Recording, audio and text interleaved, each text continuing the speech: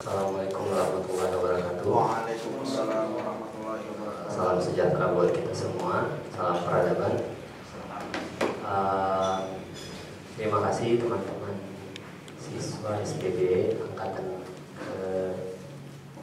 angkatan 6 yang insya Allah pada hari ini kita sama-sama diberkati dan dirahmati oleh Tuhan Yang Maha Kuasa untuk mengikuti materi yang disampaikan oleh Pak Peter Kasenda tentang Soekarno.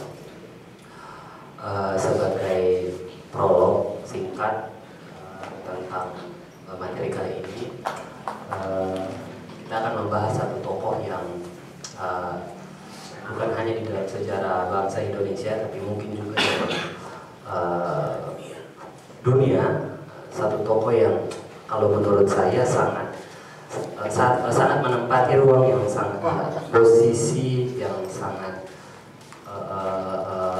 spesial, sangat penting dalam merubah landscape, merubah peta politik dunia dan khazanah pemikiran dunia tentang kebangsaan, keagamaan, dan keberagaman.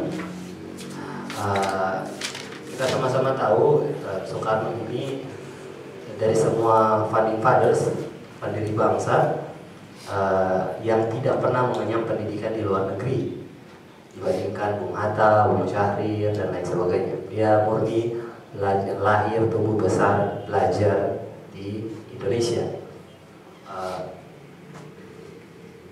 Yang membedakan Soekarno dengan tokoh-tokoh yang lain adalah karena dia tidak pernah belajar di luar, jadi memang ikatan emosional, chemistry dengan rakyat Indonesia itu sangat kental sekali. Jadi makanya dia agak bersinggungan, sekali-sekali bersinggungan dengan tokoh-tokoh founding fathers yang lain. Itu mungkin salah satunya itu. Di samping darinya lahir pikiran yang sangat besar, yang bahkan kalau tidak berlebihan mengguncang dunia saat itu.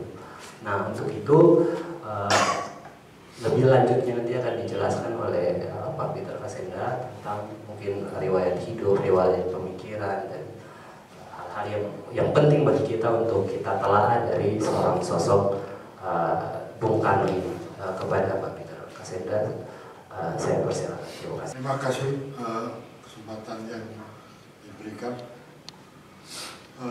Hari ini saya akan bicara tentang Soekarno, dan ini mungkin yang ke-6 kalinya ya saya bicara tentang Soekarno di ruangan yang berbeda, karena dulu biasanya pakai sebelah sana. Saya mengambil sisi yang lain daripada yang saya ceritakan yang dibandingkan yang dulu-dulu tentang Soekarno. Makanya kemarin saya memberikan pada Dida buku judulnya Soekarno Marxisme-Leninisme. Itu supaya pertama supaya dibaca, ya tentu dibaca harus dibeli dulu karena bukan milik saya, karena itu milik penerbit. Karena saya ingin melihat Soekarno dari sisi yang lain. Saya mau melihat Soekarno di sisi Marxian, gitu ya. Karena waktu itu katanya ada 2 orang yang bicara tentang Soekarno, makanya saya coba ngasih sisi yang lain. Dan kebetulan ini bukunya ya, bukunya Soekarno Marxisme dan Leninisme. Itu saya berharap dulu 2 minggu yang lalu ya saya kasih, mungkin mudah ada membacanya. Saya akan bicara dari sudut sini lebih banyak karena menarik gini.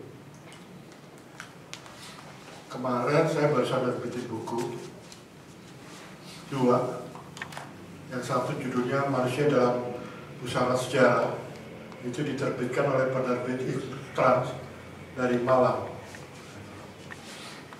Penerbit Malang, Manusia dalam Sejarah, itu bicara tentang pertahanan keamanan, tentang konsep orang-orang militer, orang-orang yang bergerak di dunia pertahanan keamanan. Kedua, saya menerbitkan sebuah buku yang saya kasih judul ini, Kematian DNID dan Kehancuran PKI. Sayangnya buku ini tidak bisa diedarkan di toko buku Gramedia dengan alasan ya sudah tahu. Waktu kemarin si Cici Rizal sebagai pemilik Komunitas Bambu nulis di Twitter beberapa waktu yang lalu, dia bilang gini, Gramedia itu gua bingung nih dengan Gramedia. Buku Marxis Leninisme ditaruh di bestseller toko buku, tapi buku ID kok enggak ya. Sedangkan dua toko ini sebenarnya menarik. Karena apa? Yang satu itu lebih memahami pemikiran daripada Karl Marx sendiri. Jadi kalau kita baca bukunya Karl Marx yang diterbitkan oleh Mark Suseno, yang 3 jilid itu ya kan, ada Karl Marx, ada kedua ada bayangan Lenin, ketiga ada Mao dan Markus ya, Herbert Markus.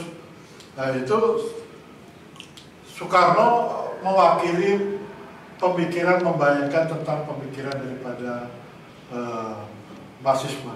Makanya di dalam buku Bayangan Lenin itu salah satu tokohnya adalah ada Gramsci, ada Lenin, tapi juga ada Tan Malaka di situ.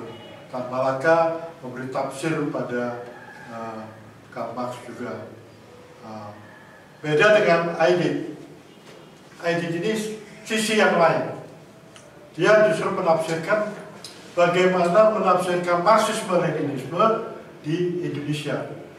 Dulu ada pribumisasi ilmu pengetahuan, bagaimana ilmu pengetahuan itu bisa kontekstual dengan keadaan Indonesia. Kan kita dulu bicara tentang ilmu pengetahuan itu seolah-olah ada ilmu pengetahuan yang universal, ada ilmu pengetahuan yang partikular.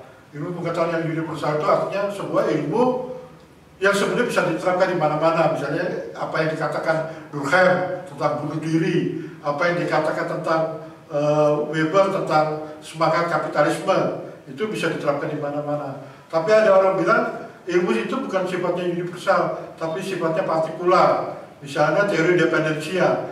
Teori dependensia itu hanya bisa ditelusuri, bisa dipraktekkan hanya di wilayah Amerika Latin. Walaupun tokoh dependensia salah satunya bukan orang dari Amerika Latin, kebanyakan ya Gunther Frank, Paul Baran, Cardoso, macam-macam itu kebanyakan dari Amerika Latin. Ada satu tokoh yang kebetulan bukan dari Amerika Latin yang namanya si Johann Galtung.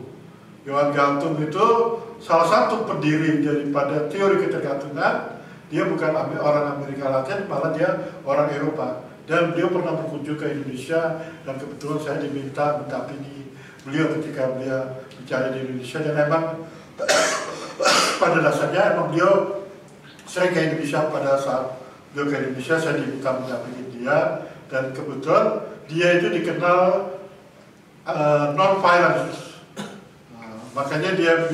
Makanya orang mengatakan Johann Galtung itu sebagai seorang Gandhinya Eropa. Gandhinya Eropa. Wah, dia senang benar. Saya bilang, oh saya punya tesis tentang Anda. Ditulis oleh mahasiswa STF Diarkara. Kalau Anda berkenan, saya fotokopikan. Wah, kamu fotokopikan ya untuk saya. Walaupun saya tahu dia pasti nggak bisa bahasa Indonesia. Pasti dia akan tanya-tanya temennya yang di sana di Swedia bahasa Indonesia apa. Tapi saya tahu bukunya dia diterjemahkan sampai ke waktu itu dia lihatkan bukunya dia diterjemahkan dalam bahasa Sri Lanka. Ya, kayak huruf Palawah itu ya. Gitu. Nah, makanya saya sekarang mau ceritakan Soekarno lebih ke pendekatan ke Marxis gitu. Karena apa? Karena dulu Soekarno itu pernah dituduh sebagai komunis. Ya, dulu ada sebuah buku terkenal, Siapa Menabur Angin Akan Menuai Badai. Nah, itu zaman tahun 87 akhir itu ada buku itu ditulis oleh seorang kolonel TNI AD, intelijen, yang menulis itu. Kebetulan dia itu pemimpin umum majalah Sarina, majalah yang kata kasarnya itu dari Soekarno. Dia menuduh Soekarno itu PKI, dan kedua dia menuduh Soekarno itu yang mengkudeta pemerintahnya dia sendiri. Jadi dia bilang kasihkan daripada pemerintah adalah kudeta terhadap pemerintahnya sendiri. Kehebatannya Soekarno. Dan waktu saya ngajar di Universitas Bung Karno, saya ingat waktu itu mahasiswa saya ngeluh kepada saya karena kampus UBK itu dianggap kampus PKI. Pak, kampus kita di kampus PKI. Oh ya, tapi saya juga ngerti kenapa jadi polisi-polisi itu yang jaga-jaga keamanan waktu tahun-tahun setelah tahun 2001 ya. Dia bilang kampus PKI. Jadi Soekarno itu ada identifikasi dengan PKI. Tapi berdasarkan penelitian saya, Soekarno tidak satupun dia pernah menyatakan dirinya dia PKI. Tapi dia selalu menyatakan dirinya saya Marxis. Tapi dia tidak pernah menyatakan dirinya PKI. Tapi dalam perjalanannya kita tahu emang Soekarno dekat dengan PKI, itu iya. Tapi kalau Soekarno PKI, dia tidak pernah menyatakan bahwa dirinya PKI. Tapi kalau Soekarno itu Marxis, dia berapa kali dia menyatakan Marxis. Makanya kalau kita baca buku pidatonya dia, jangan meninggalkan merupakan sejarah, itu ada pernyataan dia itu seorang Marxis. Ya, jadi gini, saya mulai dari awal ceritanya gini. Kapan sih Soekarno itu mengerti tentang Marxisme? Dan kenapa Marxisme mulai berkembang di Jadi kalau kita belajar Marxisme itu sebenarnya fashion di Indonesia. Semua tokoh, apakah dia nasionalis, apakah dia Islam, apakah dia yang lain-lain, itu pada dasarnya selalu membaca buku tentang Marxisme, maksud saya Marxisme. Kenapa? Karena di dalam buku Marxisme yang ditulis Karl Marx itu ada penjelasan bagaimana meruntuhkan yang namanya kapitalisme. Seperti kita ketahui, tujuan daripada tokoh-tokoh pergerakan kan menjatuhkan kapitalisme dan imperialisme. Minggu lalu, 2 minggu yang lalu, saya sudah cerita tentang ada nasionalis, ada kapitalisme, ada imperialisme, ada kolonialisme, ada nasionalisme. Jadi saya sudah mencatat. Jadi pada dasarnya waktu itu emang ada penjelasan itu. Cuma penjelasan dari Karl Marx waktu itu bicara tentang negara-negara yang masih merdeka. Ya. Bicara tentang Marxisme, kapitalisme di negara-negara merdeka, bukan berbicara di negara-negara yang masih jajahan, tapi lebih ke arah negara merdeka. Nanti adalah kaum revisionis lebih menjelaskan bagaimana pengeterapan Marxisme di negara-negara yang tidak merdeka waktu itu. Nah, jadi disinilah saya ingin menjabarkan. Jadi pada dasarnya pada tahun 20-an, awal 20-an, ya itu sebenarnya mulai berkembanglah pemikiran Marxis yang dikembangkan oleh orang Belanda yang namanya Sniffrit. Sniffrit ini dulu di Belanda dia Partai Sosial Demokrat, mendirikan Partai Sosial Demokrat yang sebenarnya Partai Sosial Demokrat itu arahnya juga Marxis. Kalau Marxisme secara garis besar itu dibagi 3 sebenarnya. Marxisme itu bisa menjadi Marxisme-Leninisme, bisa menjadi Sosial Demokrat, bisa menjadi Kiri Baru. Menjadi Marxisme-Leninisme kalau itu yang ditafsirkan oleh Lenin. Ya, makanya disebut Marxisme-Leninisme. Tapi begitu ditafsirkan oleh Stalin, pengganti Lenin, ya waktu itu Lenin sebenarnya lebih menginginkan diganti oleh Trotsky. Tapi ternyata Trotsky gagal menggantikan Stalin, menggantikan Lenin. Dan kita tahu Trotsky ini sebenarnya bukan orang Rusia asli, agak Yahudi ya, dia Yahudi Rusia. Nah, jadi Trotsky itu ya nanti Trotsky ini pengaruh politiknya ke Soekarno yaitu revolusi yang permanen gitu. Jadi revolusi itu ya terus sampai tujuan tercapai baru selesai revolusi gitu. Nah itu yang selalu digambarkan. Itu yang membedakan Soekarno dengan Hatta. Hatta mengatakan revolusi itu sudah selesai ketika revolusi nasional sudah selesai. Karena kita tahu dalam revolusi itu ada revolusi nasional, ada revolusi sosial. Itu kan, kita tahu di situ. Nah, waktu Stalin bicara itu, jadi ada Marxisme-Leninisme, tapi juga ada yang namanya sosial demokrat yang dipelopori oleh Edward Bernstein. Ya, itu di Inggris, di Jerman, ya di Jerman terutama, di Inggris nanti partai buruh yang kuat itu mendirikan semacam itu juga. Jadi itu menurut saya itu Marxisme sosial demokrat itu percaya apa? Yang membedakan ya. Marxisme-Leninisme itu percaya dengan kekuatan jalanan, percaya dengan kekuatan bersenjata. Nanti PKI itu akan menggunakan kekuatan bersenjata setelah mereka kalah. Ya. Setelah peristiwa 65 mereka kalah, mereka baru ingat ada yang namanya kekuatan bersenjata. Ingat kata Mao, kekuasaan berasal dari laras panjang dari peluru itu ya. Jadi artinya kekuatan, jadi partai yang kuat harus ditopang oleh militer yang kuat. Makanya waktu itu mereka bikin gerilya, ya kita lihat kayak Castro, apa Batista bikin gerilya di mana-mana, yang Nepal itu juga kaum Maois bikin gerilya. Jadi mereka percaya dengan kekuatan bersenjata. Itu. Kedua itu Marxisme sosial demokrat. Yang ketiga itu kiri baru. Tentu yang kiri baru Soekarno tidak mengalami.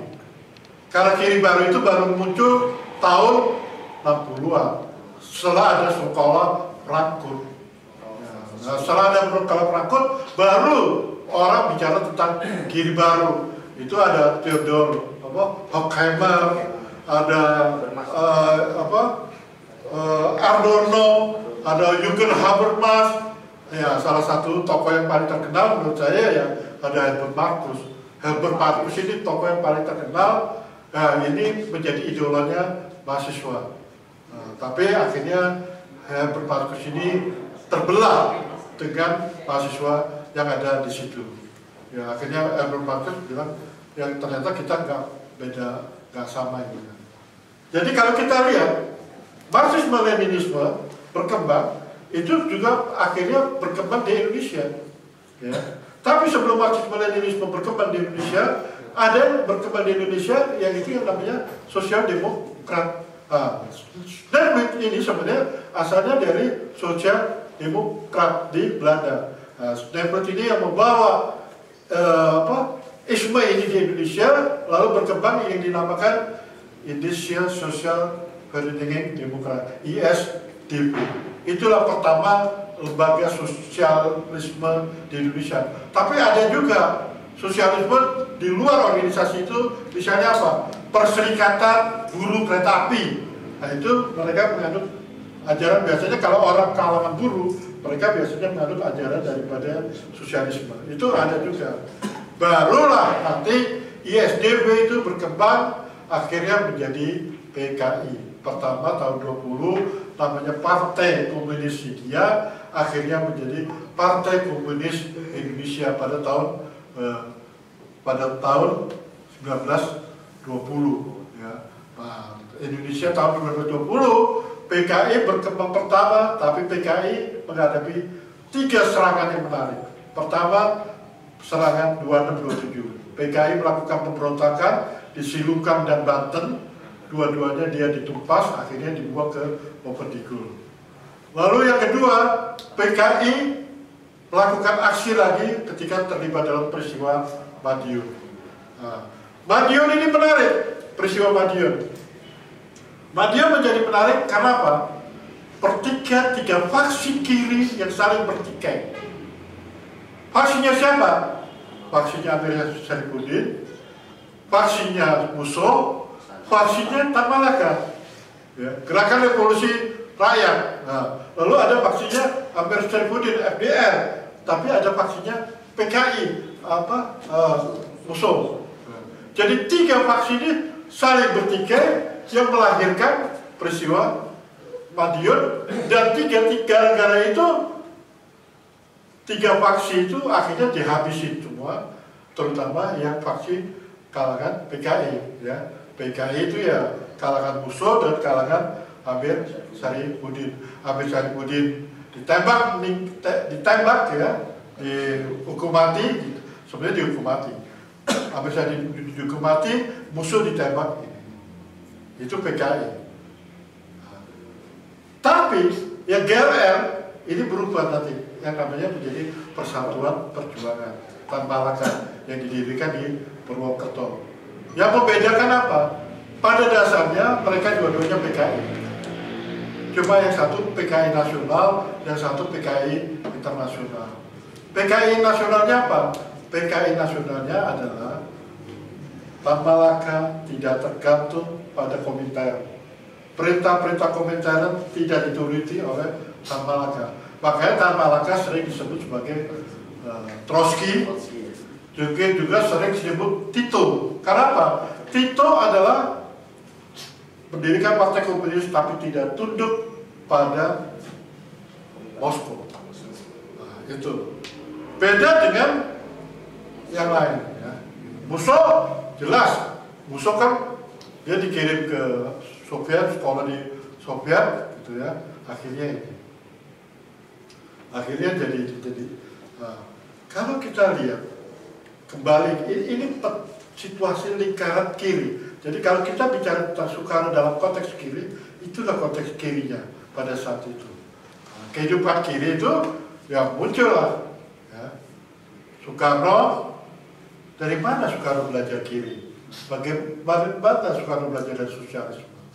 Soekarno belajar sosialisme pertama adalah dari guru SMA-nya, seorang sosial demokrat di SMA Surabaya yang namanya APS. Namanya Hartog. Soekarno belajar pertama dari Hartog. Kedua, Soekarno belajar sosialisme atau Marxis itu dari musuh. Makanya ketika dia harus membunuh musuh, dia bilang betapa menderitanya membunuh seorang guru. Karena di mata Soekarno, musuh adalah guru yang mengajari tentang ini. Jadi musuh ini lebih senior dalam pengetahuan tentang Marxisme, Leninisme. Jadi orang-orang yang tahu Marxisme waktu zaman periode-periode itu ada Musso, ada Semaun, ada Darsono, ada Alimin. Nah, cuma Alimin ini beruntung. Dia meninggal sebelum peristiwa 65. Jadi dia dimakamkan di Taman Makam Pahlawan. Tan Malaka juga beruntung. Ya. Dia meninggal pas perjuangan kemerdekaan. Dia dimakamkan di makam pahlawan. Cuma waktu Orde Baru, karena PKI dianggap terlibat, Tan Malaka dianggap komunis, lalu nama Tan Malaka tidak pernah ditampilkan sebagai pahlawan, dilupakan. Makanya paling tidak menyenangkan apa kata Hari Puso. Sayalah yang menghidupkan Tan Malaka kembali. Karena apa? Karena Hari Puso dikenal sebagai orang yang membuat buku tentang Tan Malaka yang cukup panjang ya. Dia bikin disertasi, itu diterbitkan bukunya 1000 halaman, 800 sampai 1000 halaman diterbitkan.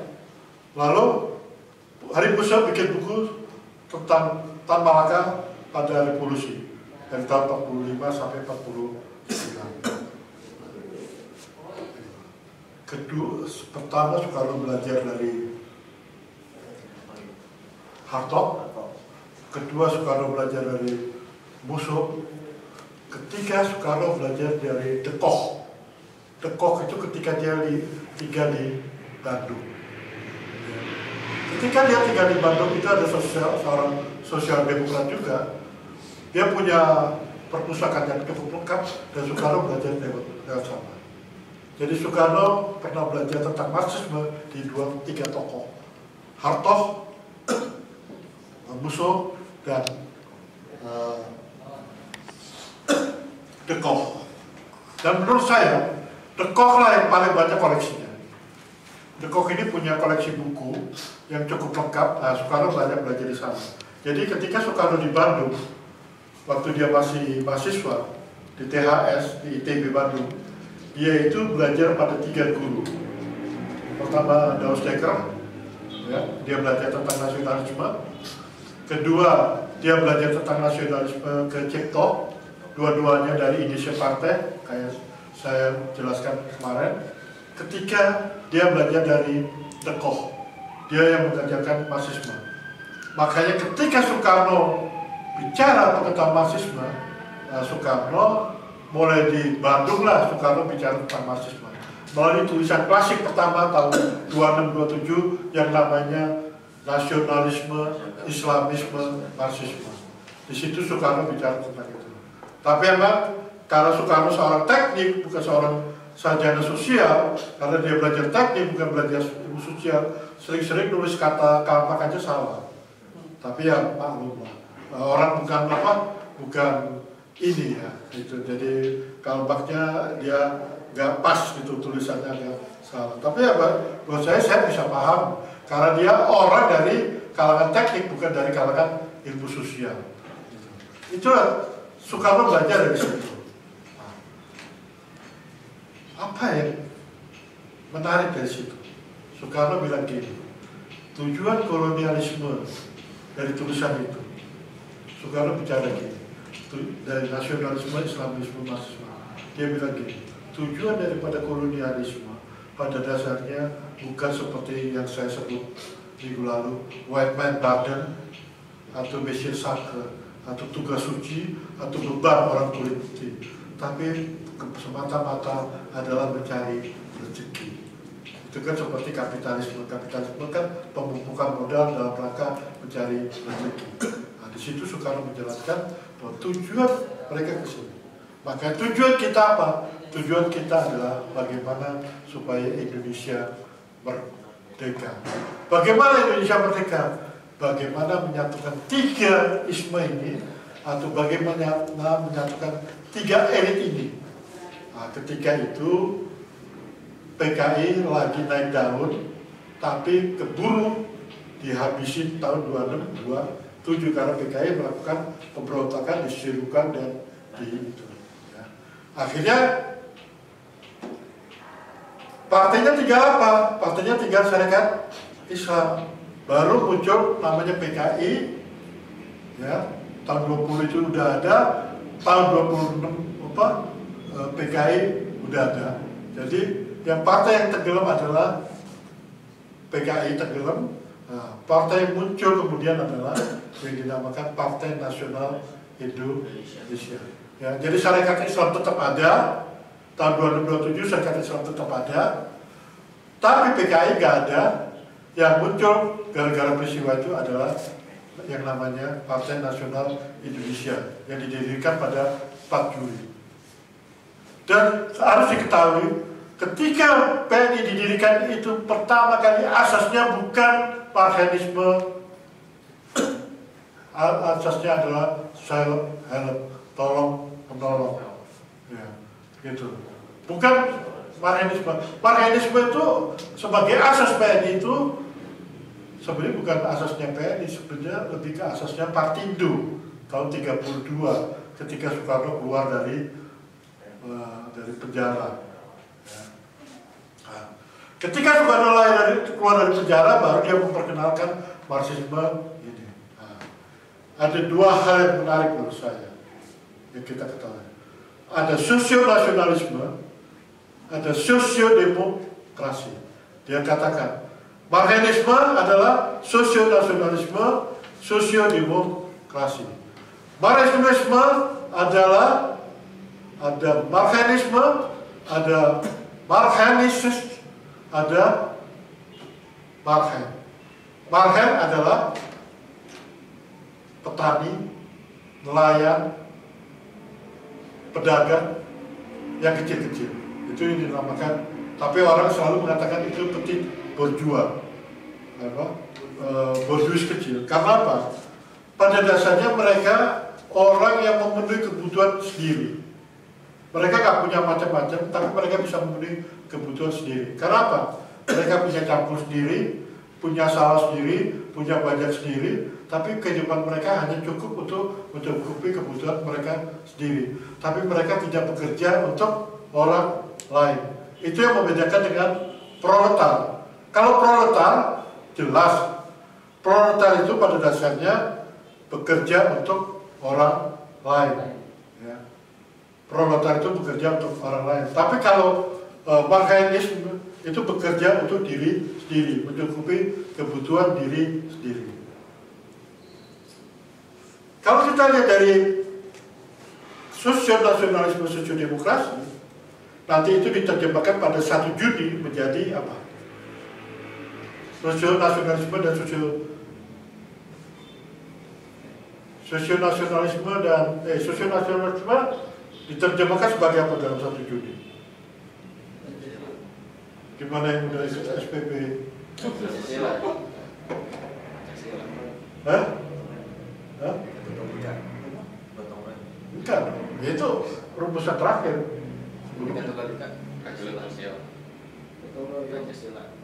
Gotong royong yang terakhir. Kan gini, Soekarno kan bilang, saya dapat dari teman saya, dia nggak nyebut temannya siapa. Ada orang yang mengatakan ada 2 kemungkinan temannya itu. Purbacaraka, seorang ahli Jawa otodidak. Ya. Kedua, Muhammad Yamin, seorang sarjana hukum yang dikenal pujaga. Dia bilang namanya Pancasila. Pancasila kalau diperas menjadi Trisila. Ya. Trisila kalau diperas menjadi Ekasila. Ekasila adalah gotong royong. Tapi Trisila apa? Trisila adalah sosio-nasionalisme, sosio-demokrasi, dan ketuhanan. Nah, makanya ketika Soekarno bicara tentang 1 Juni Pancasila, yang dia bilang pertama asas adalah kebangsaan, baru kedua adalah peri kemanusiaan, karena dia mengutip apa yang dikatakan Gandhi, my nationalism is humanity. Jadi ya itu berbahayanya nasionalisme di situ. Nasionalisme itu sebenarnya buat saya bermata 2 ya. Dia bisa menjadi bagus, tapi dia bisa juga menjadi kejam.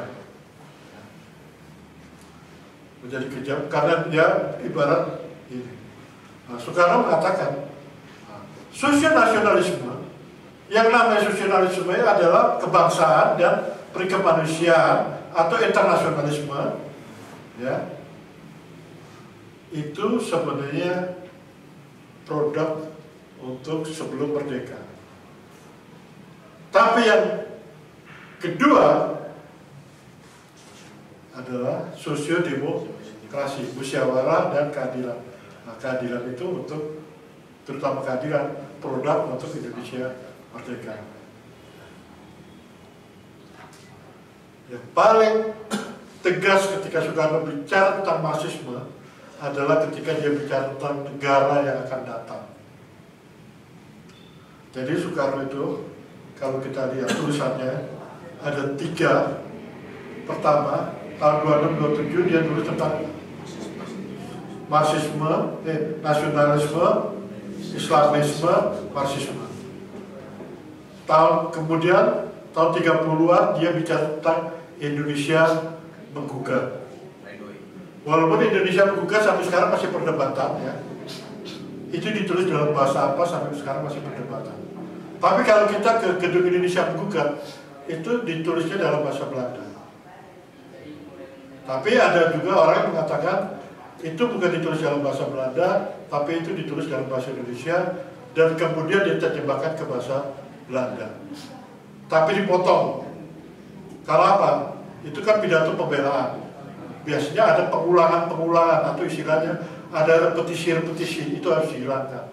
Nah itu, jadi sampai sekarang masih ada perdebatan. Tapi kalau kita ke gedung Indonesia menggugat itu ada.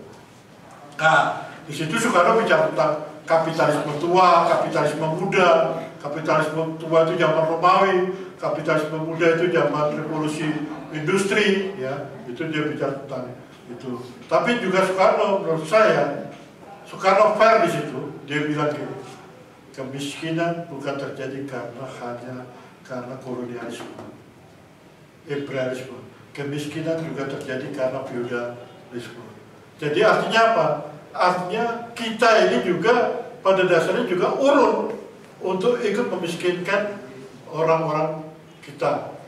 Nah, makanya Soekarno bicara bukan hanya imperialisme, kolonialisme yang dari luar, tapi feudalisme itu juga memiskinkan. Makanya kemarin juga 2 minggu yang lalu saya bicara tentang Cipto kan berkaitan dengan itu.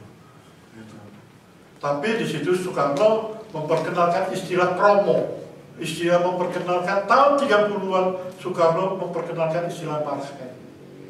Nah, ini yang jadi perdebatan yang ramai tentang marhen itu. Marhen itu ada nggak secara sosiologis? Ada yang mengatakan karena gini, tahun 65 itu ada orang mulai bergunjing tentang istilah marhen. Marhen, dulu-dulunya orang nggak pernah bergunjing tentang istilah marhen. Marhen selalu ditafsirkan tentang sebagai Marx, Hegel, dan Engels. Sekarang kita tahu Soekarno belajar Marx, Soekarno belajar Hegel tentang dialektika, Soekarno juga belajar tentang Engels, karena Engels lah yang sebenarnya melengkapi tulisan daripada Marx dengan Karl Kautsky. Ya, sebenarnya Das Kapital 1 itu kan yang tulis Karl Marx ya. Tapi Das Kapital 2, 3 itu kan Karl Kautsky sebenarnya. Dulu tulisan-tulisan yang lain itu kan Friedrich Engels yang ini yang nambahin gitu. Nah, di situ Soekarno bicara tentang apa? Tentang kromo. Nah, menurut saya nama marhen itu pernah menjadi kata, tapi bukan menjadi nama. Dalam pengertian ini, itu artinya kromo, orang kecil, itu marhen. Zaman dulu ada orang mengistilahkan kromo itu orang kecil. Tapi sebagai nama orang itu enggak ada. Coba kita ke Pasundan, siapa orang Sunda di sini? Coba Anda, kalau Anda merasa orang Sunda di sini, ada nggak namanya marhen? Rasa-rasanya kok nggak ada. Dulu saya pernah kritik tulisannya si Ruslan Abdul Ghani, dia mengatakan demikian. Marhen itu ibarat Smith di Amerika. Jadi Smith itu kan banyak kan, nama Smith banyak kan, ada tuh film kan, Mr. and Mrs. Smith, yang apa, Brad Pitt sama Angelina Jolie waktu itu ya, masih rukun-rukunnya.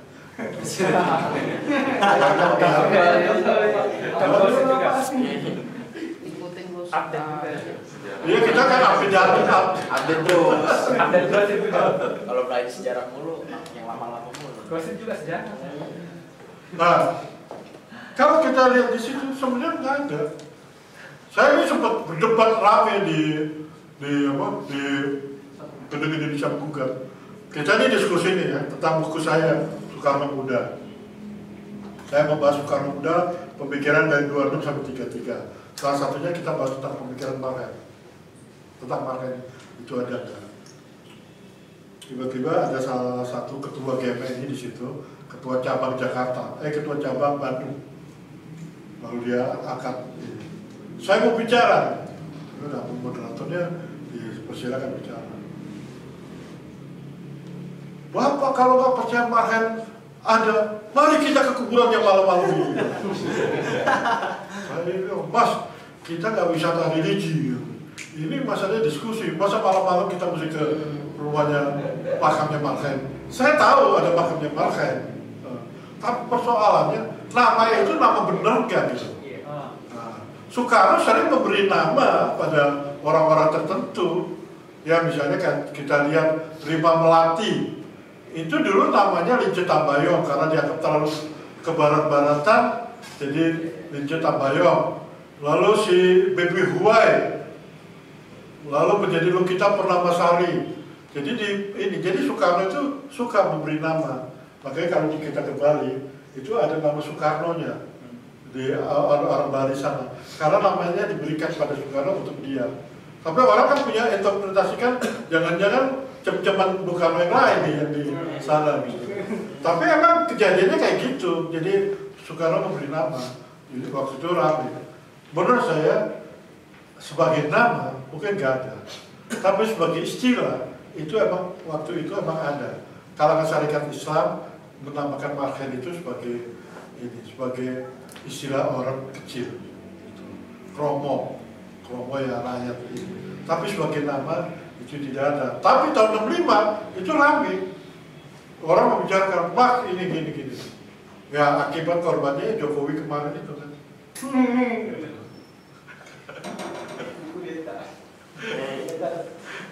Enggak, gini loh. Setelah tahun 65, buku-buku tentang Soekarno itu banyak yang beredar. Orang-orang banyak tidak ingin mengaku ada hubungannya dengan Soekarno. Buku-buku tentang zaman Soekarno itu banyak yang hilang. Salah satu buku yang hilang adalah tentang kelahiran Bung Karno. Akhirnya orang punya pikiran Bung Karno itu lahirnya di Blitar. Kan, gitu. Karena buku-buku waktu itu gak ada. Banyak orang pikirnya lahirnya Soekarno di Blitar. Nah, lalu tiba-tiba Wong Solo ini ngomong ceplosan kan. Hati saya tergetar. Di tempat inilah Bung Karno lahir.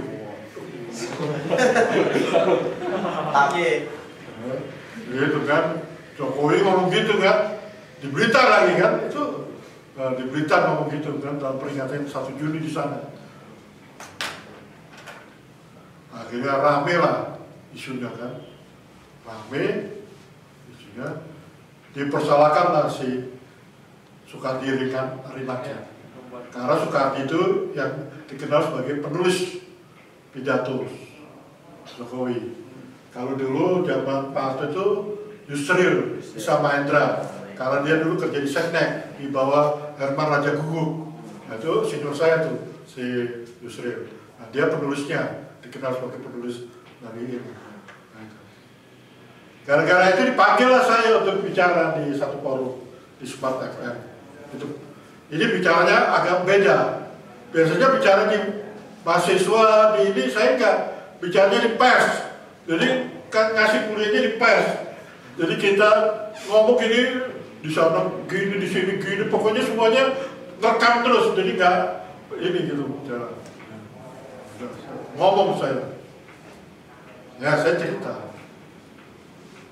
Soekarno dulu, gara-gara Soekarno peristiwa 65 itu data-data banyak yang hilang, akhirnya Soekarno akhirnya dianggap Soekarno lahir di Blitar. Udah timbul pertanyaan yang menarik buat saya. Pak, apakah ada konspirasi? Aku balik. Saya bilang gini, saya ini susah pas kalau ngomongin Soekardi Rinaknya. Soekardi itu teman saya. Dan kesalahan Soekardi satu, Mas. Gak hubungin saya sebenarnya. Coba dia hubungin saya, gak hubungin Tropen University. Dia kan bilang informasi itu dia dapat dari Tropen University. Tropen Museum. Tropen Museum kan di Belanda. Kenapa nyari datanya mesti apa? Iya, kan dia bisa aja telepon sama saya. Bung Bet, ini bener gak data ini gitu kan? Saya kan bisa ngomong gitu kan. Tapi yang kasihan lagi, itu kan si Adi Wijayanto. Adi Wijayanto akhirnya jadi sasaran tembak gitu. Ini yang susahnya di Indonesia kan. Adi Wijayanto ini jadi sasaran tembak di politis sedemikian rupa supaya Adi Wijayanto ini lengser gitu. Bukan Soekardinya lengser, justru Adi Wijayanto kan sekap. Ya. Kalau Soekardi kan penulisnya, gitu.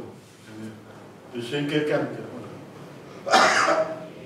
Saya bilang nah, ini, jadi Soekarno pada dasarnya emang dia lahirnya di Surabaya. Dia lahir di Surabaya, cuma dia dimakamkan di Blitar, dan dia tinggal di Blitar itu rumah keluarga. Soekarno sendiri nggak pernah tinggal di Blitar, hanya waktu tertentu aja dia pernah pulang kampung ke Blitar karena orang tuanya di Blitar. Nah, di Blitar itu dulu rumahnya orang Belanda yang nangani proyek kereta api dari Blitar sampai Pasuruan. Dibelilah rumah itu. Tapi rumah itu gak sebesar sekarang ya. Sekarang kan gede bener tuh rumahnya. Dulu gak sebesar itu. Nah, Soekarno itu, tapi kan ini kayak gini. Jadi ya itu, sering-sering peristiwa 65 itu membuat orang jadi misinformasi. Soekarno lahir di Blitar, Soekarno dikatakan lahir di Blitar walaupun dia lahir di Surabaya.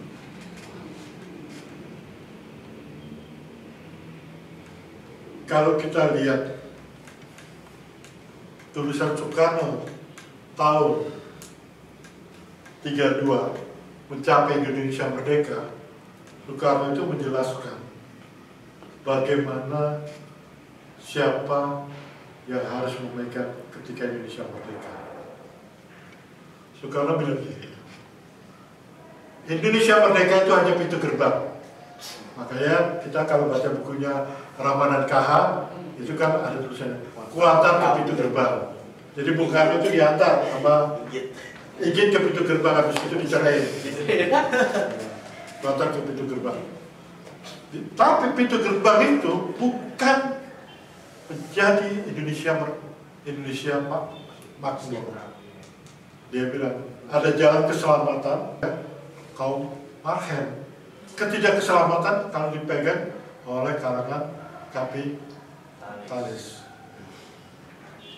Tapi dalam perjalanan sejarahnya PNI itu, Partai Nasional Indonesia, itu pada kurun waktu pernah dipegang oleh kelompok kapitalis. Karena dia membutuhkan duit. Dulu dia PNI anti kapitalis, tapi karena dia membutuhkan duit untuk pemilihan umum, dirubah pro terhadap kapitalis. Jadi menurut saya yang namanya ideologi itu sering-sering bisa disesuaikan dengan kepentingan daripada penguasanya. Itu. Tapi menarik menurut saya. Itu kalau mengatakan keselamatan Indonesia merdeka bukan berarti Indonesia merdeka, tapi ada hal yang menarik. Kalau kita cerita tentang Soekarno itu, Soekarno punya persamaan dengan yang namanya Cokroaminoto. Soekarno pernah ngomong begini. Ini dari sudut pemikiran. Cokroaminoto itu kan namanya Cokro ya. Itu mereka percaya namanya Heru Cokro. Heru Cokro itu Ratu Adil. Ratu Adil itu kan konsepnya gini kan. Gara-gara kolonialisme lah mereka hancur. Mereka ingin kembalikan ke zaman dulu, kembali ke zaman lalu gitu. Tapi Cokro bilang, saya bukan penyelamat. Yang menyelamatkan Indonesia adalah kemerdekaan dan sosialisme. Cokroaminoto turun panggung diganti sama Soekarno. Soekarno juga ngomong gitu. Dia dianggap sebagai Ratu Adil. Soekarno juga mengatakan, saya bukan Ratu Adil. Ratu Adil adalah kemerdekaan. Ratu Adil adalah sosialisme. Jadi sebenarnya cita-cita Soekarno adalah pada dasarnya sosialisme. Makanya disebut sosialisme ala Indonesia, sosialisme yang disesuaikan dengan Indonesia. Makanya orang mengatakan itu. Kalau kita lihat, kita bandingkan dengan pemikiran yang lain, Marxisme-Leninisme.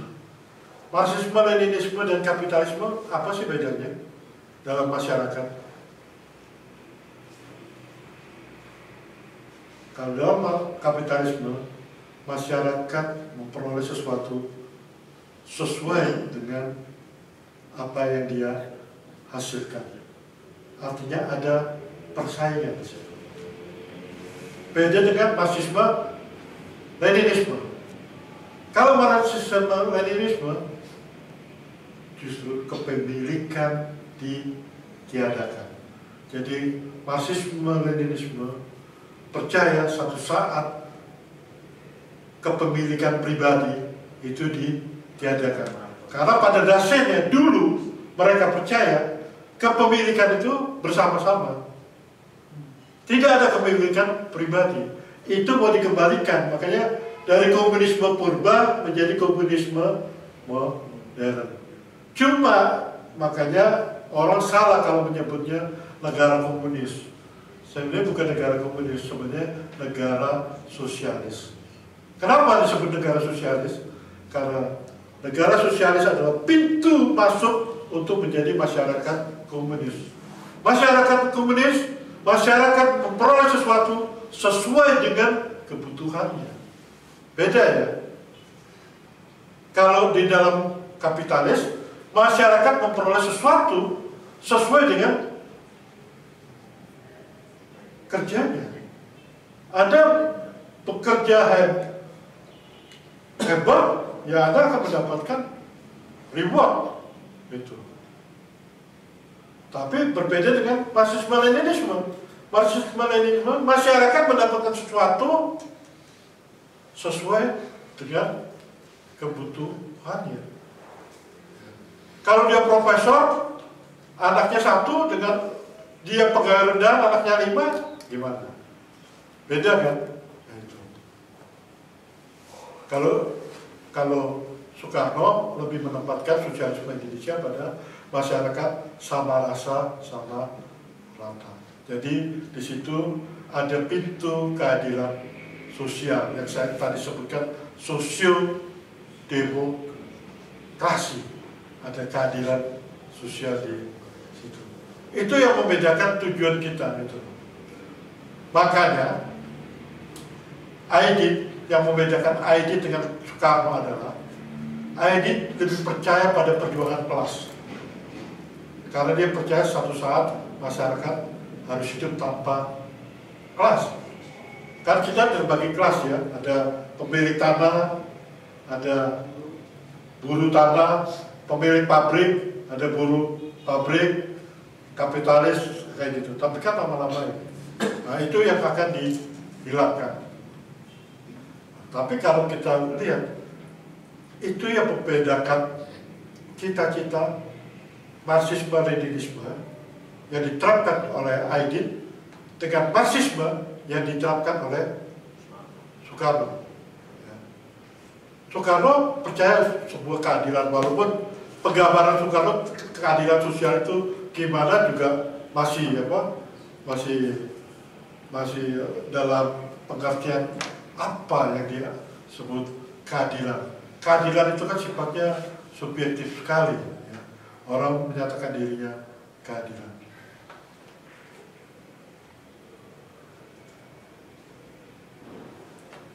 Itu makanya dalam buku ini saya menyatakan itulah yang memperbedakan Soekarno dengan Aidit.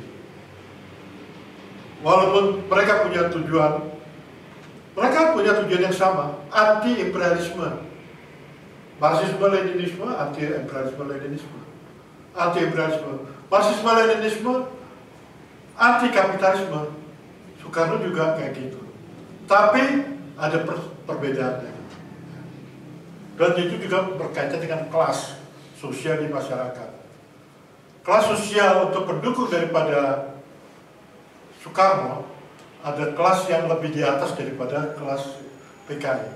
PKI itu kelasnya paling rendah ya. Artinya mereka nggak punya milik apa-apa. Tapi kalau kelasnya Soekarno itu kan agak priai-priai ya. PNI itu kan lebih ke kalangan priai-priai itu ya. Saya pikir itu dulu. Yang pertama tentang ini Bang, tafsir demokrasi terpimpin. Kan sebagian pihak ketika Soekarno memilih demokrasi terpimpin itu dianggap sebagai bentuk kehilafan Soekarno, bahwa dia tergoda dengan kekuasaan, bahwa kekuasaan lebih indah dari seks dan seterusnya. Akhirnya kan dia mengingkari apa yang dia diskusikan sebelumnya tentang demokrasi dan seterusnya. Nah, bagaimana Abang melihat tafsir ini, bahwa demokrasi terpimpin adalah bentuk pengkhianatan Soekarno? atas Soekarno mudanya gitu. Jadi Soekarno tua mengkhianati Soekarno muda. Itu yang pertama. Yang kedua, yang terkait dengan itu, kan terakhir juga kita membaca, pasca film Soekarno dibuat dan banyak buku pasca reformasi, kan kita mayoritas saya kira memahami bahwa Soekarno ini adalah pahlawan terbesar yang pernah dimiliki oleh bangsa ini. Bahkan hanya dia yang mampu menjadi solidarity maker untuk kemerdekaan.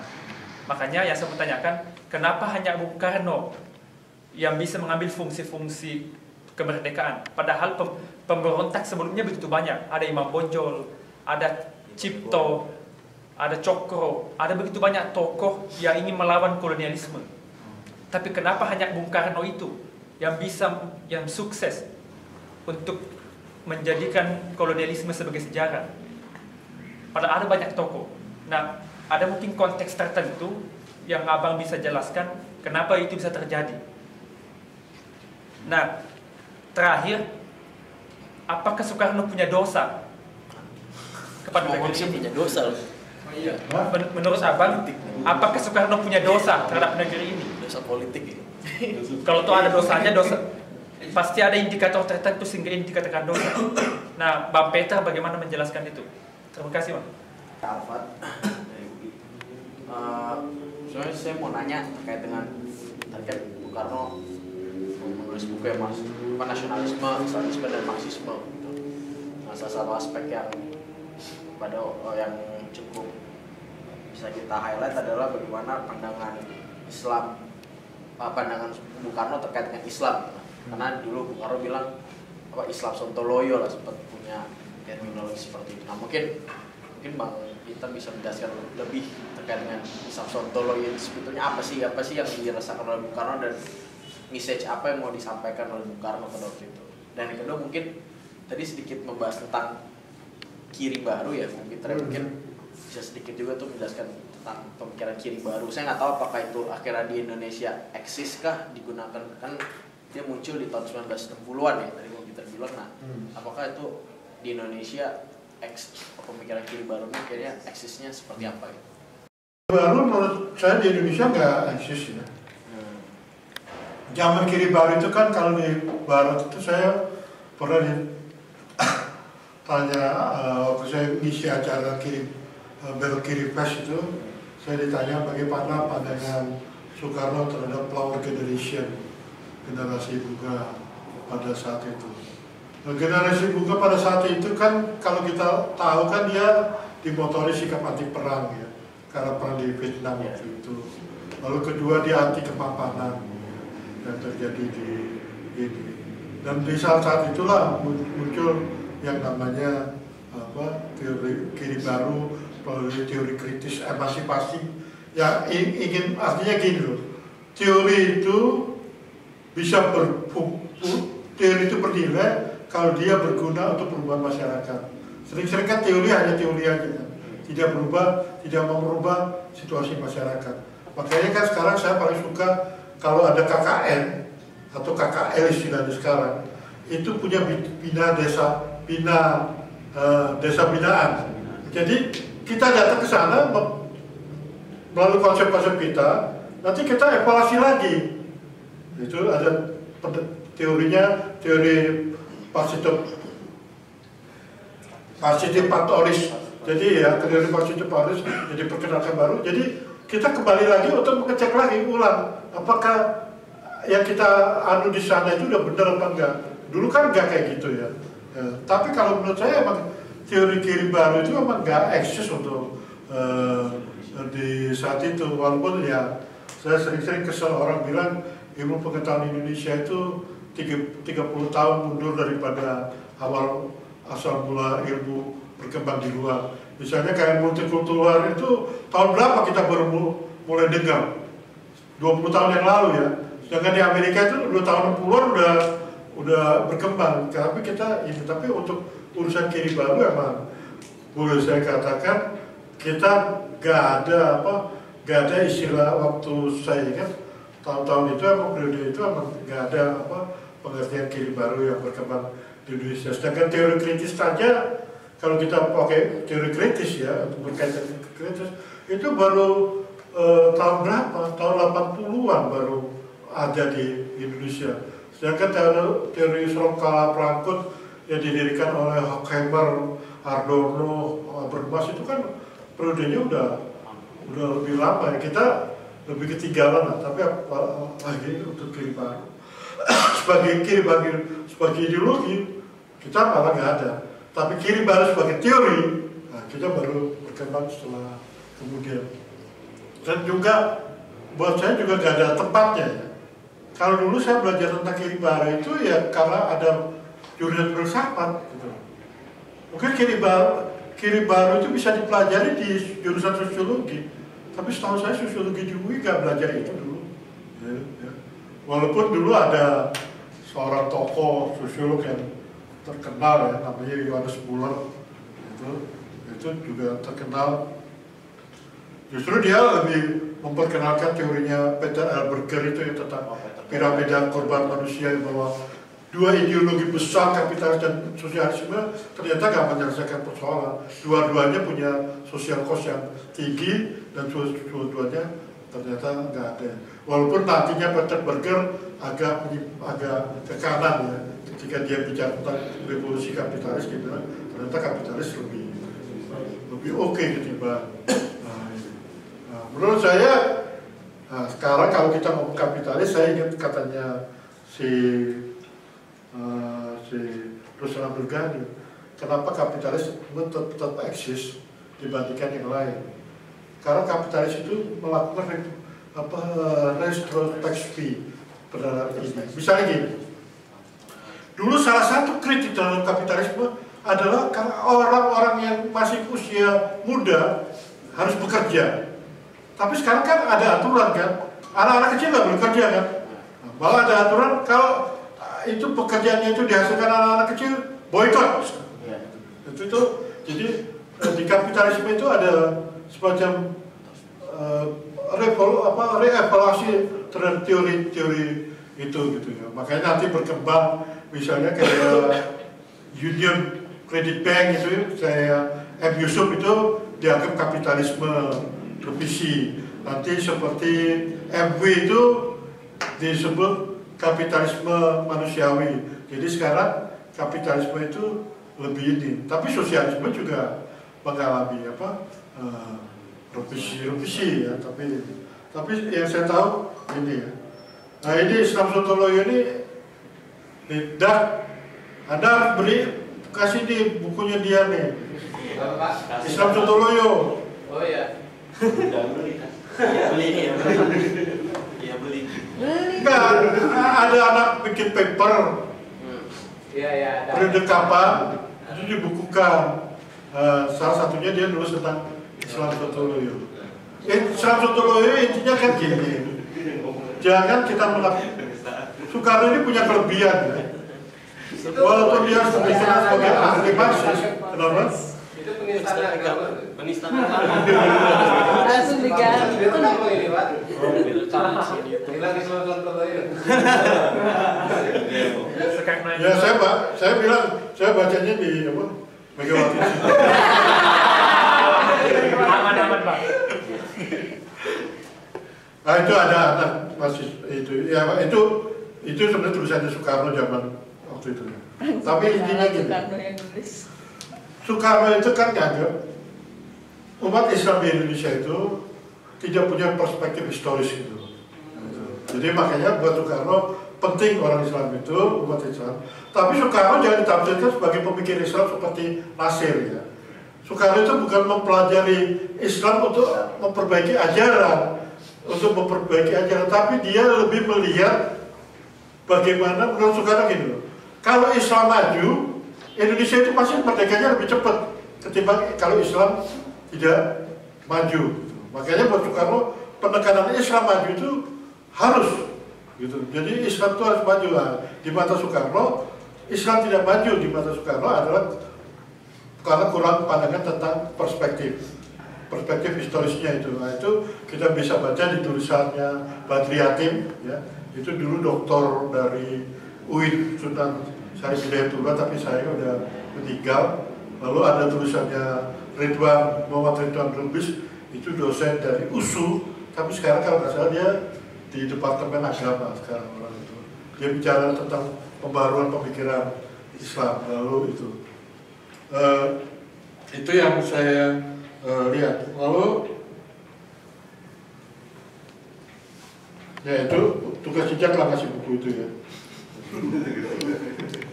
Ntar dijabri aja kan. Soekarno punya dosa nggak? Soekarno punya dosa. Manusia. Saya ingat punya dosa. itu ada kelompok kampungan, dia pidato gini. Siapa tidak pernah bersalah? Garibaldi pernah bersalah. Mussolini pernah bersalah. Semua manusia pada dasarnya pernah bersalah. Yang pernah bersalah. Ya, artinya itu pengakuan Soekarno sendiri, include secara tersirat dia mengakui dia pernah bersalah. Ya, menurut saya kesalahan Soekarno ya meninggalkan otoritarianisme itu. Tapi jangan lupa, otoritarianisme itu inherent dengan kebudayaan kita. Itu bukan karena Soekarno-nya, tapi itu inherent. Makanya ketika kembali ke demokrasi terpimpin, itu ada perdebatan dua orang hebat, Indonesianis hebat, yang namanya Hari J. Benda sama Herbert Pitt. Herbert Pitt itu yang nulis buku disertasi tentang Decline of Indonesian Constitutional. Jadi dia mengatakan bangkrutnya demokrasi konstitusi. Karena kita kembali ke demokrasi terpimpin. Tapi menurut Hari J. Benda enggak. Kembali ke demokrasi terpimpin itu artinya apa? Artinya kita kembali ke kepribadian kita. Makanya dalam buku saya pernah bikin buku persamaan Soekarno dan Soeharto. Saya bilang pada dasarnya dua orang ini otoritarian. Cuma Soekarno diberi kesempatan berotoritarian itu hanya 9 tahun. Ya. Dari tahun 59, Soekarno itu baru jadi presiden benar itu kan baru tahun 59. Jadi tahun dari 45 sampai 59 itu enggak presiden benar, kepala negara lebih sifat simbolik. Bukan kepala negara dalam pengertian menjalankan kepala pemerintahan. Beda dengan Pak Harto. Pak Harto kepala negara, include kepala pemerintahan. Nah, makanya Pak Harto lebih panjang. Tapi saya ingin mengatakan, otoritarian itu emang include inherent dengan kebudayaan Indonesia. Itu yang seperti dikatakan oleh Hari J. Benda. Jadi Hari J. Benda mengatakan, ya kebudayaan pada dasarnya kebudayaan itu, otoritarian itu emang ada. Kita tuh punya punya akar-akar budaya itu ada, akar-akar otoritarian kita emang ada gitu. Nah, itu beda dengan kalau Herbert Pitt bilang ya ini kegagalan konstitusi di Indonesia. Itu menurut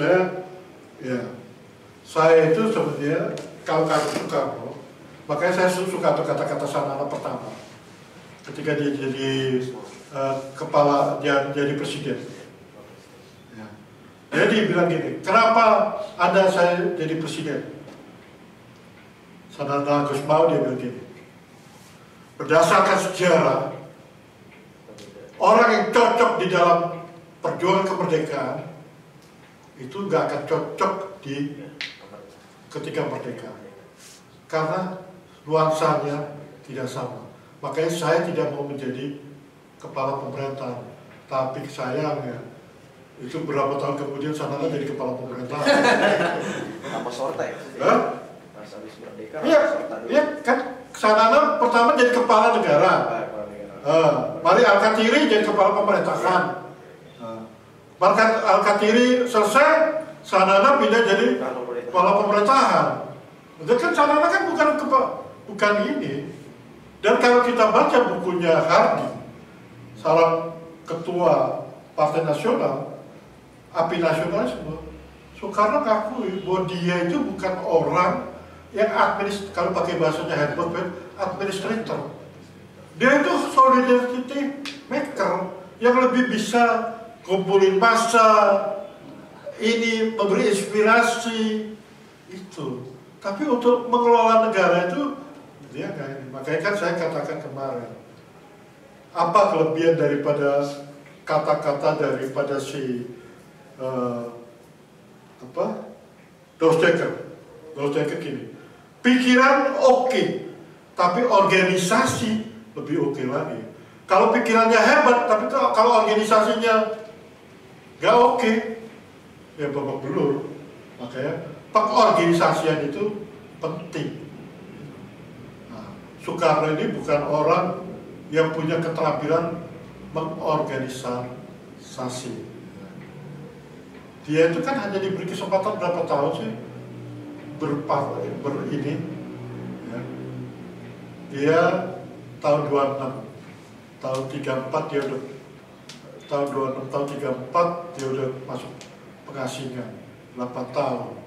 Itu belum dia masuk penjara berapa tahun. Jadi dia kesempatannya itu. Benar saya Soekarno bukan orang yang, makanya Soekarno itu lebih sifatnya simbolik, kepala negara ketimbang kepala pemerintah. Begitu dia, makanya kan ketika dia menjadi kepala negara, makanya kan menteri utamanya si Juanda, kabinet karya, karena Juanda dianggap lebih mengerti persoalan itu.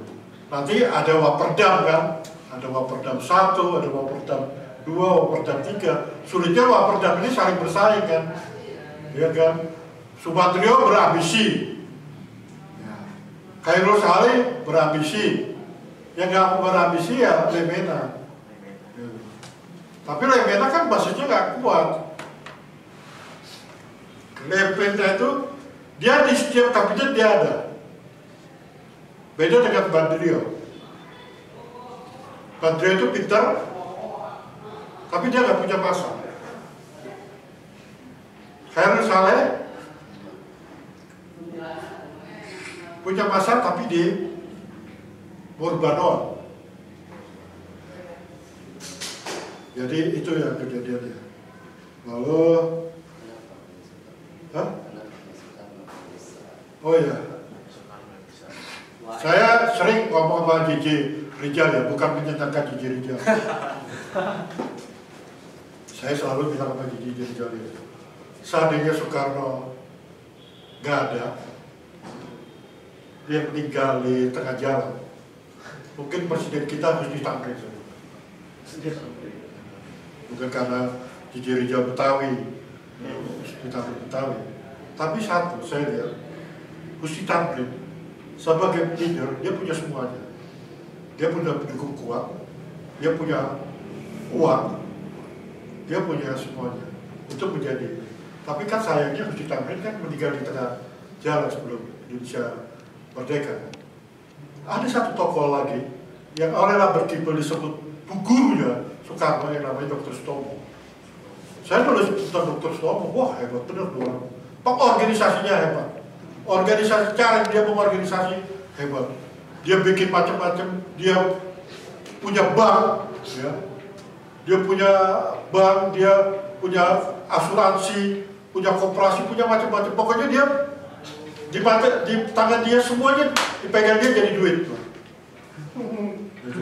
Dia hebat benar.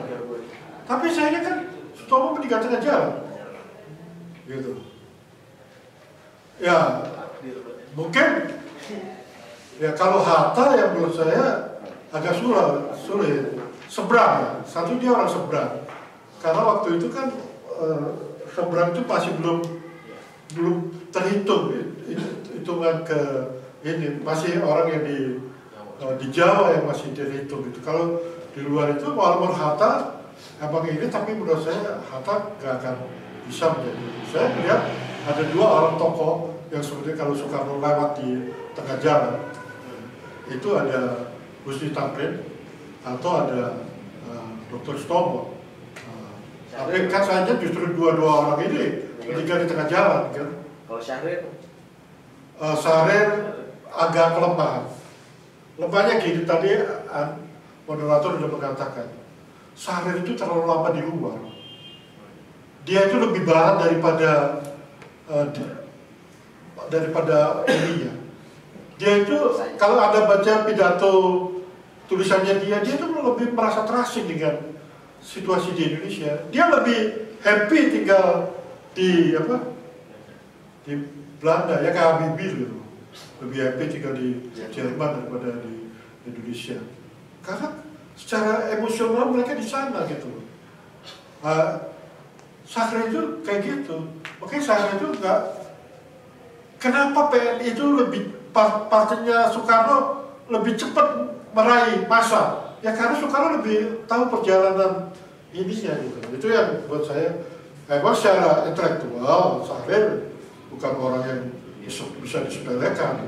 Untuk urusan Marxisme Sahra memang hebat. Tapi untuk berorganisasian itu lupa. Ada bayangkan Partai Sosialis itu partai yang diuntungkan oleh revolusi. Pertama Soekarno jadi presiden, lalu ada silent coup.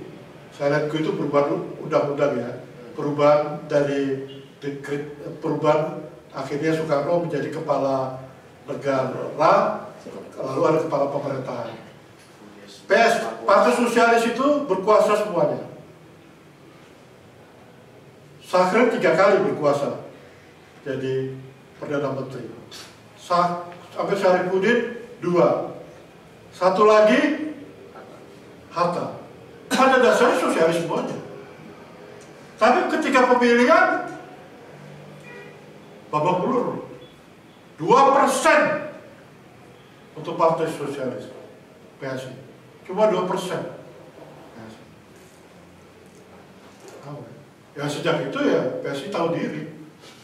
Ya dia nggak akan jadi partai yang akhirnya dia mainnya ya main cantik, bagaimana melahirkan intelektual yang tidak berpartai.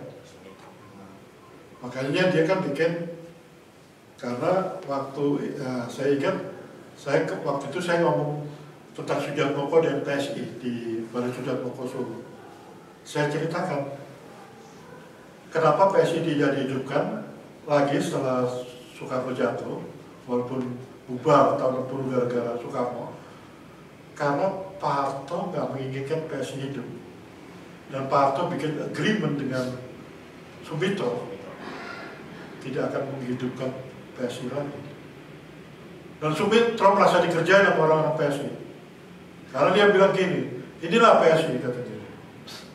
Saya baca tuh. Ketika saya lagi enak, saya dianggap PSI. Begitu saya nyuksep langsung dibilang ke PSI. Ya itu loh, makanya. Dan saya punya saksi yang menyaksikan bagaimana Sumitro ketika pulang dari airport, dari luar negeri, itu dia nggak mau ketemu teman-temannya tuh, Rosian Anwar, orang-orang itu, dia nggak mau peduli sama mereka. Makanya sejak itu PSI terpecah 2. Istilahnya garis kerasnya PSI Menteng sama PSI Manggarai. PSI Menteng itu Pak Subadyo Sastro, ya, Sastro Sastromo. PSI Manggarai itu ya Soejarnoko, Rosian Anwar, tapi dia kalangan mereka pecah. Ya baru muncullah PSI baru ya, PIB itu kan, PIB Partai Indonesia Baru. Itu kan ingin seperti PSI, gitu. Tapi dia sebenarnya ingin ke Perhimpunan Indonesia. Makanya saya ada cerita lucu yang menarik. Pas PIB bikin launching sebagai partai, saya datang ketemu Rocky Gerung. Rocky Gerung nggak ngajar di sini lagi. Masih ya? Selasa depan. Oh, Selasa depan. Lalu saya ketemu Rocky. Rocky-nya bilang gini, inilah partai yang kita cita-citakan dulu. Waduh, saya seolah-olah udah kayak konseptoral gitu. Karena waktu itu di launching di HI gitu kan. Lalu Rocky Gerung, saya lagi berdiri jalan, dia di situ. Nah ini partai yang kita cita-citakan dulu kan. Waduh. Teman saya pada lihat saya, dipikir saya konseptor. Tapi itulah apa PSI ini apa ya itu ya. Jadi Ya, Soekarno muda, Soekarno tua itu emang problem Mas. Makanya saya ketika nulis biografi itu, saya ingat biografinya Pak Suseno yang ditulis dalam bahasa Jerman, The Jugend Marx, Marxis muda. Ya, Marxis muda itu dianggap Marxis yang lebih sifat manusianya jelas gitu, kemanusiaannya jelas. Tapi begitu tua juga gitu. Itu juga ketika orang membandingkan nasakomnya Soekarno tua dan nasakomnya Soekarno muda. Ketika Soekarno menyatukan nasakom dalam 3 itu menjadi 1, itu menjadi masalah. Dulu waktu tahun 2027 bicara tentang penyatuan gak ada masalah. Karena Soekarno tidak di partai, tidak megang kekuasaan. Tapi ketika demokrasi Soekarno megang kekuasaan. Maka orang bilang Soekarno itu, saya bilang kelebihan Soekarno adalah dia membuat nasakom itu sebenarnya dia ingin mengandalkan semua partai yang lain. Lu nasionalis, lu marxisme, lu Islam, tapi menurut gue ya, kalau nggak menurut gue bukan itu. Istilahnya dikandangin semua di satu itu. Karena Soekarno sudah menjadi pemain politik. Dia kan ingin membuat dia bagaimana dia bisa survive gitu kan. Kan kita tahu Soekarno ini kan nggak terlalu dekat dengan PNI. Walaupun dia yang mendirikan PNI. Dan PNI sendiri juga pecah, ada PNI ASU, ada PNI Osa Usep, ada PNI Kiri, ASU, PNI Kiri, ada PNI Osa Usep, PNI Kanan. Makanya dulu kan Soekarno pernah berkeinginan, yang saya baca, apa benar apa enggak, harus ini kan, dia menginginkan ada satu partai lagi yang didirikan oleh Nyoto. Tapi justru saya dapat informasi yang baru menarik. Justru partai yang didirikan oleh Nyoto itu dia mau bikin untuk menggantikan PKI. Jadi Soekarno itu ingin bubarin PKI, tapi harus ada partai yang sejenis dengan PKI. Tapi kan Nyoto kan keburu diciduk dulu. Udah, akhirnya gak jadi. Karena apa? Nyoto itu dibenci sama Aiko gara-gara Nyoto itu punya 2 kesalahan. Pertama, dia suka gadis Rusia itu, yang penting itu. Kedua, dia lebih Soekarnois ketimbang Marxis, ketimbang komunis itu. Gaya hidupnya, gaya ininya main biola, nonton film, ini yang menurut orang nggak menampakkan seorang Marxis yang tulen. Dia lebih flamboyan, kayak Soekarno gitu, lebih pemimpin yang flamboyan. Tapi dilepas itu. Dan menurut saya Soekarno emang ada problem ketika dia di demokrasi terpimpin kalau dalam pikiran-pikiran ketika dia masih muda. Apakah kita bisa katakan nasakom itu konsistensi dia atau tidak? Bisa 2. Bisa itu sebagai konsistensi dia, tapi bisa sebagai penyimpangan. Ya, ada satu lagi yang tidak menyenangkan. Soekarno, saya itu Blesi nggak datang ya. Kalau datang dia bisa cerita lebih baik dari saya. Yang bikin Sarina. Blesti. Soekarno itu waktu masih muda, dia selalu bicara anti poligami. Tapi ketika dia udah tua, dia penerus ajaran. Kalau kita baca pidato-pidato Soekarno masih muda, dia anti poligami. Makanya saya selalu ngomong sama orang, kalau menurut saya itu diskusinya sama Nasir, tapi ada teman saya bilang itu sama Agus Salim, tapi saya lebih suka itu Nasir. Nasir itu setuju dengan poligami, tapi dia tidak melakukan poligami.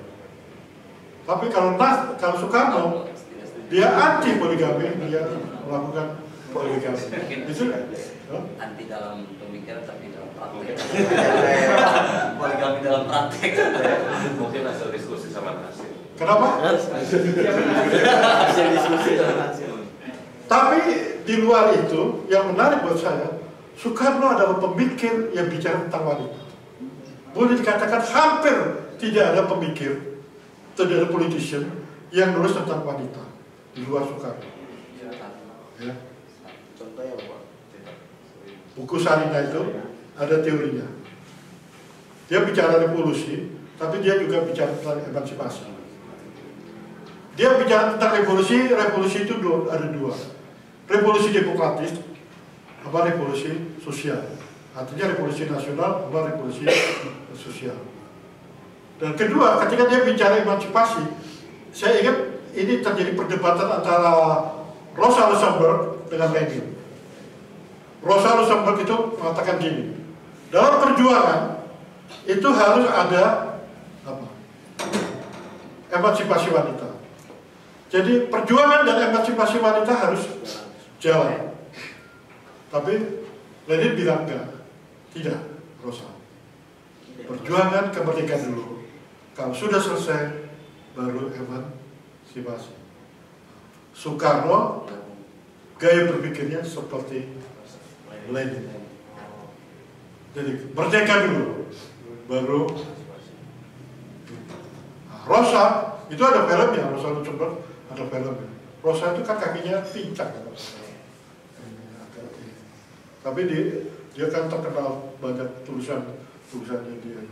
Dia bilang emansipasi itu harus ini sejalan gitu. Jadi perjuangan kemerdekaan sekaligus sama emansipasi. Tapi menurut Lenin enggak. Perjuangan kemerdekaan dulu baru. Itu yang terjadi. Dan saya melihat Soekarno sama dengan pemikirannya ini, ya, pemikiran ini. Jadi ya, tapi yang menarik menurut saya kalau kita lihat dalam pemikiran zaman dulu ketika Soekarno punya istri banyak gak ditentang. Kalau sekarang, oh, Jangan kudeta istrinya. saya ingat tuh Odek tuh. Odek ketika pemilihan, musuhnya kalau kampanye itu tentang yang di Mesir itu cerita apa ya, punya istri dua tuh. Film muda. Oh, Ayat Cinta ya. Hah? Ayat Cinta. Oh, kalau saya kalau kampanye saya akan bilang dilarang memutar ayat-ayat Cinta di desa ini. Waduh, udah ada apa? Udah galak bener. Tapi zaman dulu gak ada masalah gitu. Orang seneng-seneng aja gitu. Gitu. Saya ini ada cerita menarik dari Ibu Herdi Jafar. Tahu ya, Ibu Herdi Jafar itu mertuanya Ali Siki. Ibu Herdi Jafar ditanya sama besannya, Ibu dulu istrinya Bung Karno. Dia bilang gini, siapa sih dulu berani nolak Bung Karno? Emang dulu itu anak-anak remaja berkeinginan untuk menjadi istri. Saya ingat waktu zaman Sultan, waktu Sultan habis 10, pernah kan? Banyak orang lamar jadi, ingin jadi istri kedua, ketiga. Tapi kan Sultan kan, Ratu Hemas kan galak tuh orang. Istri dua udah gak dikasih. Ini nama Ratu Hemas kan orangnya itu kan. Banyak kan orang berkeinginan, waduh punya istri apa? Jadi istri raja kan apa? Pak Buwono II itu kalau nggak salah istrinya 80 kok. Di Cina itu malah istri ada sampai 300. Nggak tahu gimana caranya tuh. Tapi kenyataannya, tapi dalam kultur ya, ini cuma kita bicara kultur. Emang mereka diperbolehkan. Tapi ya sekarang ya orang kan bilang semua ini beda gitu. Ya kayak lagu Cucok Lowo itu ya. Lagu Cucok Lowo itu kan dulu sih orang nyanyi gampang-gampang, tenang-tenang aja nggak mikir macam-macam kan. Sekarang kalau orang nyanyi lagu Cucok Lowo rasanya kayak jadi lagu yang pesum-pesum gitu loh. Tapi dulu dia sih nggak ada masalah. Ini kan persoalan apa? Nilai itu kan bergeser gitu ya. Dulu saya ingat waktu ciuman pertama Rukia dengan apa sampai siapa tuh. Pertama geger, tapi sekarang ciuman nggak apa-apa. Tapi sampai sekarang yang saya salut, film media itu nggak pernah ada ciuman tuh. Sampai sekarang saya nggak pernah lihat film media ada ciuman. Paling tempel-tempel bibir ya. Bibir. Itu salah ngomong tuh kalau. Update juga ternyata. Pengamat sih, ya. Ya oke. Gitu. Yang pertama pertanyaan saya mengenai marhainisme. Konsep marhainisme ya dalam pemahaman saya kan sebetulnya hanya semacam pisau analisis sederhana untuk menjelaskan bagaimana sesungguhnya kondisi sosial masyarakat di bawah pemerintahan kolonial, dalam artian akan sangat sukar menjelaskan kepada masyarakat mengenai teori-teori Marxisme terus dan sebagainya. Nah, maka kemudian dia menjabarkan kau punya apa, punya sawah, punya cangkul, punya rumah, punya gitu loh. Tapi kenapa engkau miskin? Ini cukup gitu loh. Nah, kenapa cuman segitu hasilnya? Oh, ternyata ada sistem yang salah, yaitu sistem kolonial yang menghisap hasil bumi mereka dalam artian penentuan harga yang tidak pas. Nah, pertanyaan saya adalah kenapa begitu Soekarno menjadi seorang presiden? Kenapa dia tidak menerapkan gagasan marhainisme itu di dalam pemerintahannya? Dalam artian dia sadar betul bahwa petani marhain ini hidup segitu-gitunya karena sistem kolonial gitu.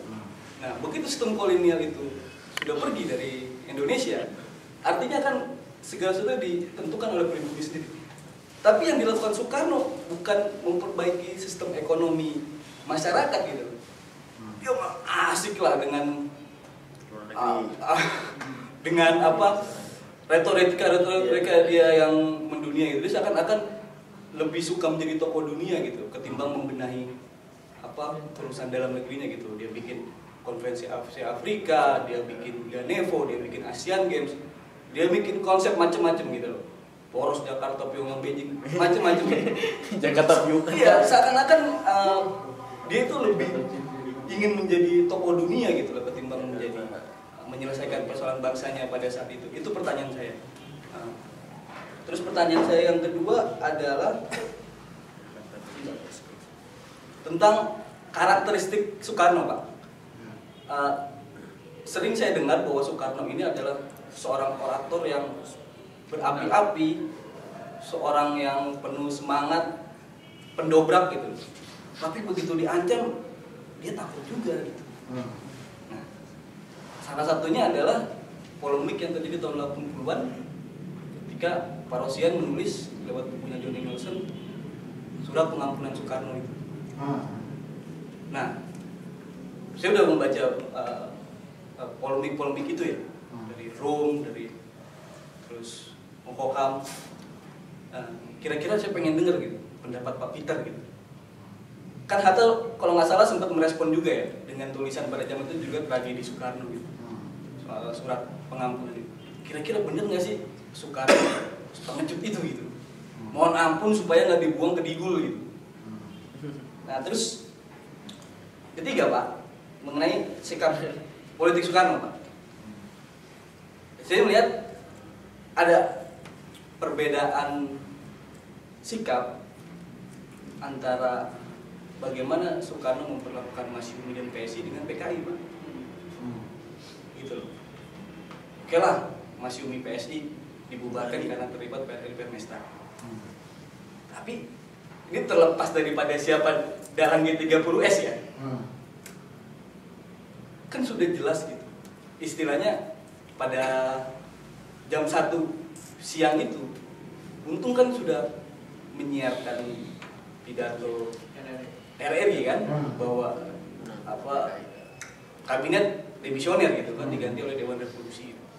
Tapi Soekarno ini sampai saya lihat di pidato di YouTube itu bulan Desember 1965, artinya Oktober, 2 bulan setelah peristiwa itu, dia masih aja ngotot, jangan mengaku anakku kalau kau tidak kiri gitu loh. Karena dia pada saat itu merespon bahwa Pancasila itu anti komunis, terus dia ngomong gitu, Pancasila itu tidak anti kom, dan kalian jangan mengaku anak Bung Karno kalau tidak kiri gitu.